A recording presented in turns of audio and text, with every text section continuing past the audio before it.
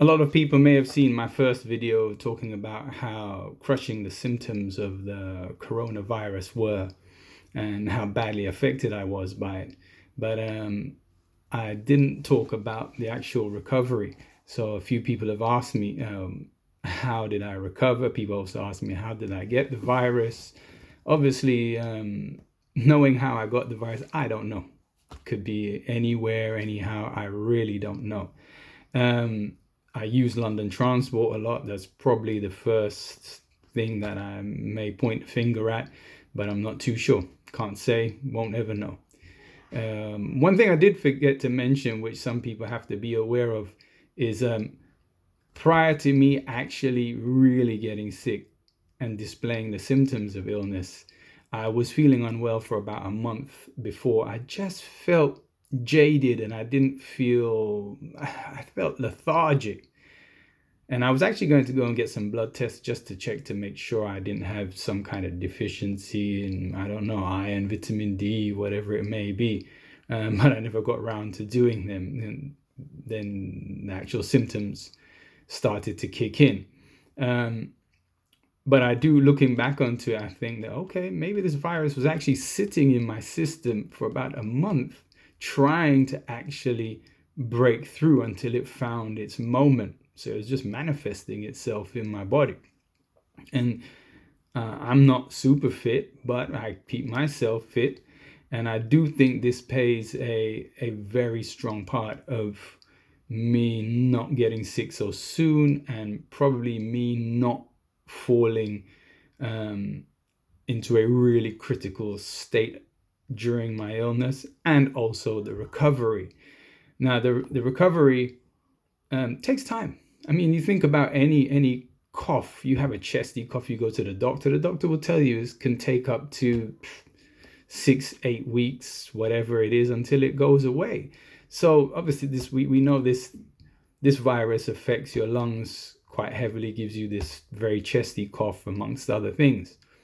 So if you've had the symptoms quite strongly, it will take time.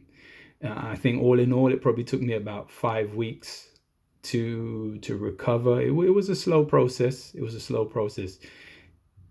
Drinking as much fluid is critical. Eating is critical as well.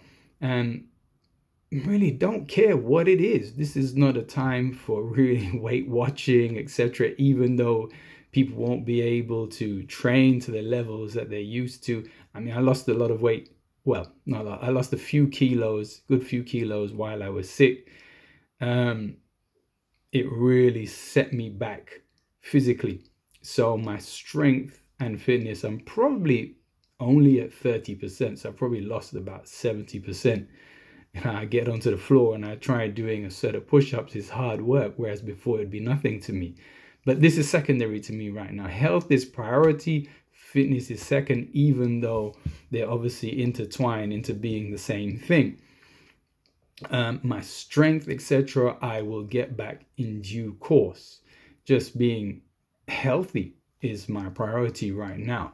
So obviously fully recovering. So people that are recovering as well as suffering, whilst you're suffering, if you're bedbound, rest as much as you can. Try and take fluids, any fluids that you can. Now, a friend of mine reminded me of the sugars that Coca-Cola have in them. So when I was unable to take any fluids or really eat anything, I was struggling. And one day I asked my wife if she could obtain a can of Coke. Our neighbors kindly got it for her. And I thought I'll give it a go because I need some kind of energy in my body to help me just keep things moving or start moving again. I knocked back this can of Coke like it was the best drink on the planet. And I don't drink Coca-Cola, but it tasted great. And it actually helped me that day because the sugars obviously lifted my energy levels slightly. So really, whatever it is, just do it. Even if it's not considered to be healthy, your diet isn't integral right now. Putting on weight is not really a concern, even though, like I said, we're talking about health. This might sound contradictory, but really just eat, drink, rest. Now, if you're not at that stage where you're bedbound, then activity becomes more important. So I would recommend that you get out. You get about a little bit, following government compliances, of course.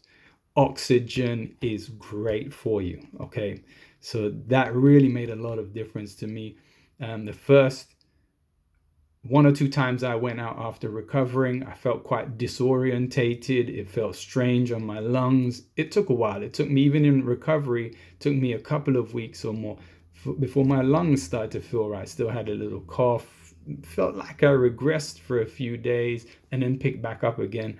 And in terms of the symptoms, I feel like I'm absolutely fine now. So once, if you're over your horrid state, do try to get out. I had quite bad headaches, migraines, even in my recovery period, as well as during. And it's when I got out, the oxygen really helped me. Went out for walks. So I've got a young, small daughter, 17-month-old. I can't keep her cooped up in the house, which he had been for the couple of weeks or so.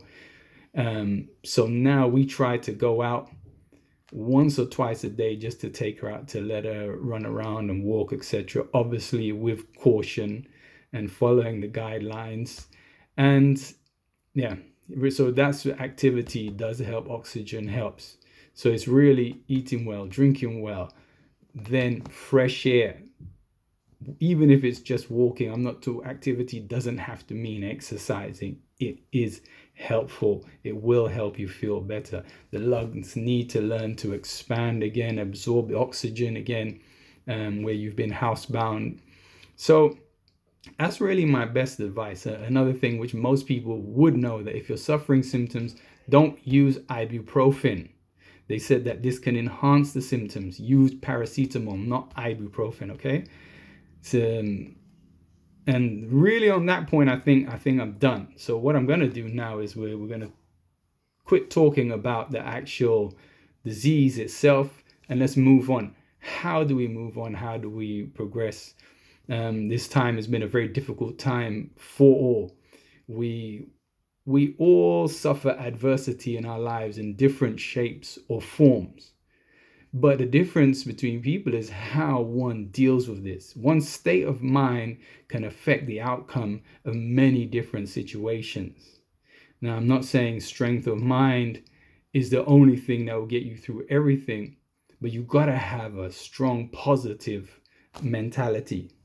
If you have that, it can alter the course of most things that you set out to achieve.